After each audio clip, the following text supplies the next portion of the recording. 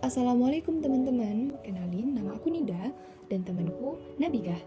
Kami akan membawakan sebuah rangkuman tentang pemberontakan PRRI atau Pemerintah Revolusioner Republik Indonesia yang terjadi setelah Belanda mengakui kedaulatan NKRI pada tahun 1957, juga disebut dengan Gerakan Permesta atau Perjuangan Rakyat Semesta, yang berawal dari kekecewaan angkatan militer terhadap pusat, khususnya di wilayah Sumatera dan Sulawesi.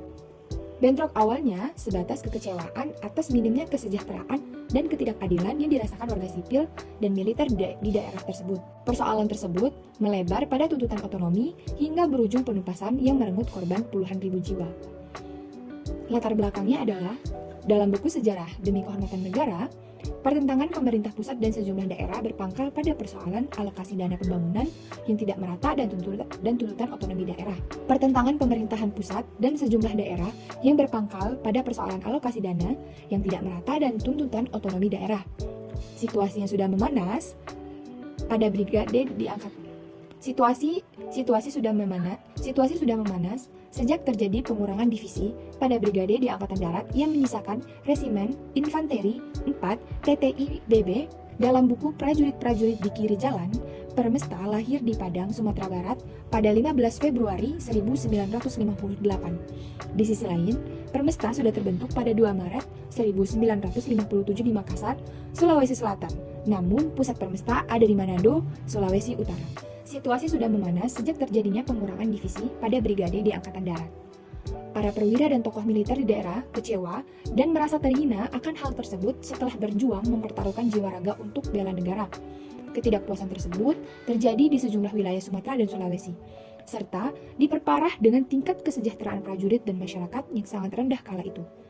Hal ini menjadi pemicu kemunculan Dewan Perjuangan Daerah pada Desember tahun 1956 hingga Februari 1957. Tujuan dan tokoh pemberontakan. Puncak pemberontakan PRRI ditandai dengan persetujuan dari Letnan Kolonel Ahmad Hussein terkait berdirinya PRRI. Puncak pemberontakan ditandai dengan persetujuan dari Letnan Kolonel Ahmad terkait berdirinya PRRI dan pembentukan kabinet dengan Syarifuddin Prawiranegara sebagai Perdana Menteri. Proklamasi berdirinya PRRI disambut meriah di Indonesia bagian timur. Sementara itu, Letnan Kolonel D.J. Somba, Komandan Daerah Militer Sulawesi Utara, tengah memutus hubungan dengan pemerintah pusat dan mendukung PRRI. Dari ketidakpuasan tersebut, terjadi pembentukan Dewan Perjuangan, yaitu 1. Dewan Banteng yang dipimpin Letkol Ahmad Hussein di wilayah Sumatera Barat. 2. Dewan Gajah dipimpin oleh Kolonel Maludin Simbolon di wilayah Sumatera Utara. 3. Dewan Garuda yang dipimpin Letkol Berlian wilayah Sumatera Selatan. 4. Dewan Manguni yang dipimpin Kolonel Venje Samuel di Sulawesi. Tujuan pembentukan dewan-dewan tersebut ialah menyatukan kepentingan sehingga muncul 3 tuntutan utama dari PRRI kepada pemerintah pusat, yaitu pertama, meminta pembubaran Kabinet Juanda. Yang kedua, dampak akhir dari pemberontakan. Aksi PRRI dianggap sebagai bentuk pemberontakan oleh pemerintah pusat yang kemudian segera membentuk operasi penumpasan. Pemerintah membentuk operasi gabungan dari Angkatan Darat, Angkatan Laut, Angkatan Udara, dan Angkatan Perang RI untuk menyelesaikan pemberontakan PRRI. Operasi penyelesaian diantaranya yaitu Operasi Tegas yang dipimpin oleh Letkol Kaharudin Nasution, lalu Operasi 17 Agustus yang dipimpin Kolonel Ahmad Yani, Operasi Saptar Marga yang dipimpin Jati Kusumo, dan Operasi Sadar yang dipimpin oleh Letkol Ibnu Sutowo.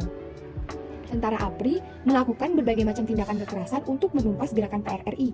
Ribuan orang ditangkap paksa akibat keterlibatan atau dicurigai sebagai simpatisan PRRI. Gerakan ini menimbulkan berbagai dampak negatif, yaitu yang pertama, memakan korban jiwa hingga 22.174 jiwa, 4.360 luka, dan 872 orang tawanan. Yang kedua, kondisi ekonomi terganggu dan muncul inflasi deflasi. Ketiga, terjadi perpecahan antara hubungan persaudaraan di daerah. 4. Kurangnya bahan makanan. 5. Pimpinan NKRI menyadari akan ancaman konflik perbedaan di berbagai wilayah. 6. Saat terjadi kerusuhan, sejumlah SMP, SMA, hingga universitas terpaksa ditutup sementara karena hampir semua dosen dan mahasiswa terlibat PRRI. Di tahun 1961, Presiden Soekarno memberi kesempatan pada anggota pemberontakan PRRI untuk berdamai dan diberikan amnesti yang tertuang dalam surat keputusan Presiden nomor 322 tahun 1961. Nah, itu tadi rangkuman dari pemberontakan PRRI atau itu tadi adalah rangkuman dari kisah pemberontakan PRRI atau Pemerintah Revolusioner Republik Indonesia, dan bisa juga disebut pemberontakan Permesta, yaitu perjuangan rakyat semesta.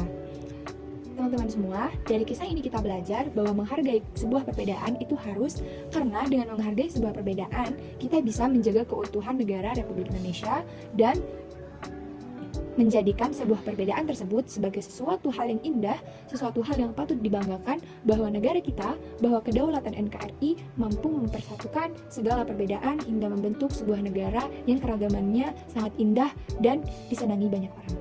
Mungkin sekian yang dapat kami sampaikan, lebih dan kurang mohon maaf. Apabila ada yang perlu diperbaiki, silahkan tulis di kolom komentar. Terima kasih. Wassalamualaikum warahmatullahi wabarakatuh.